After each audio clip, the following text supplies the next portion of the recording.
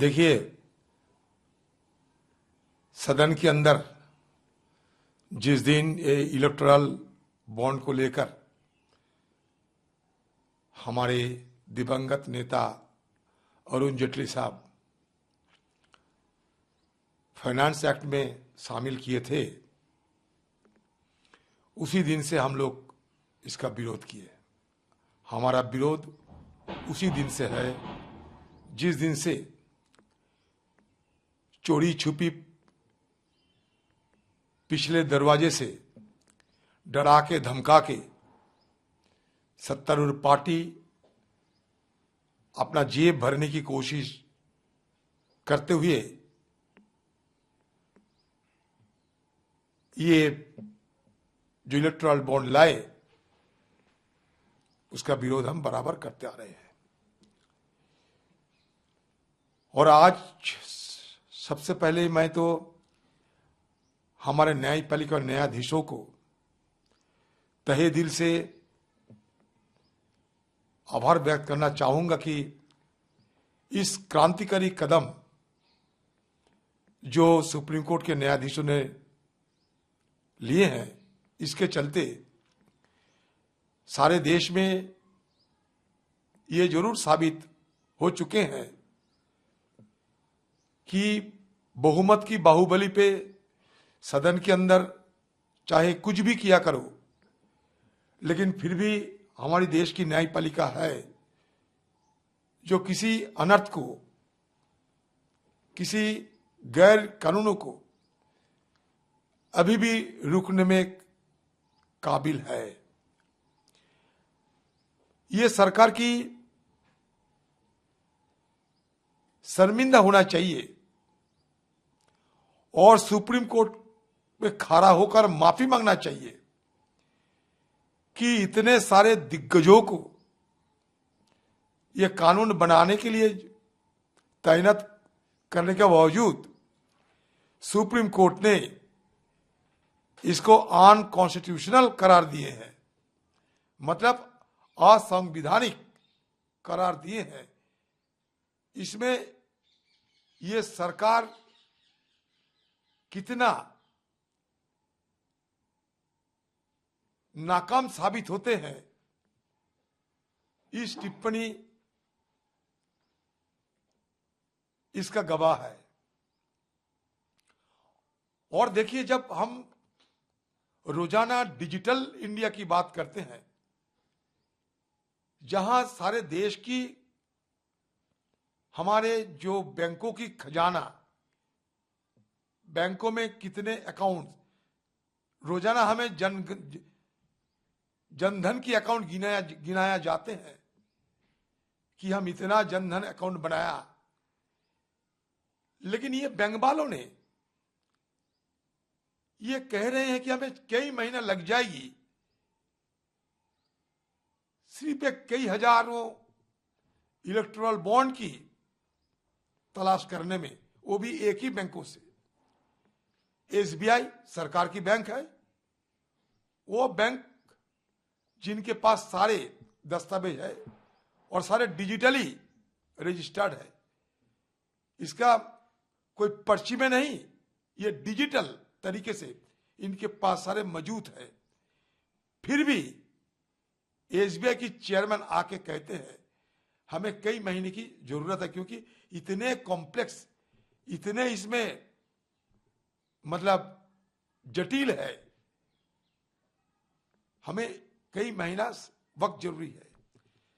तो supreme court एक धमकी लगाई और दूसरे दिन सारे दस्तावेज आ गए,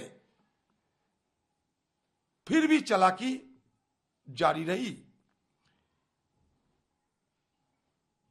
लिस्ट दिए गए 22,000 इलेक्टोरल बॉन्ड की, वेबसाइट में आ गए 18,000 बॉन्ड की सूची। मतलब घपला, घोटाला, धांधलीबाजी ये सरकार आम लोगों से करे तो ठीक है, सुप्रीम कोर्ट में भी ये सरकार धांधलीबाजी कर रही है। इससे हमें और क्या कहना चाहिए? सुप्रीम कोर्ट फटकार लगाते हैं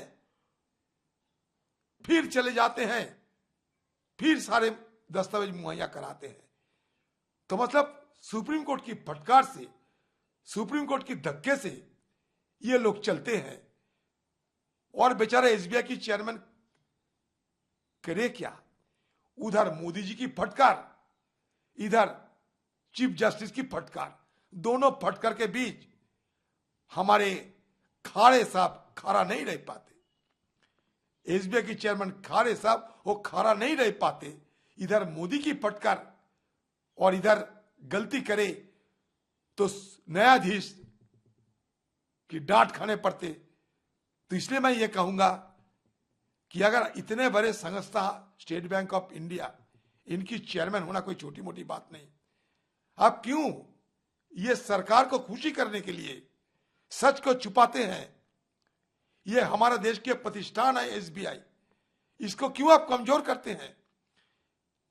पीएससी चेयरमैन के होने के नाते बार बार मैंने ये बैंक वालों से पूछा कि विलफुल डिफॉल्टर की सूची निकालो।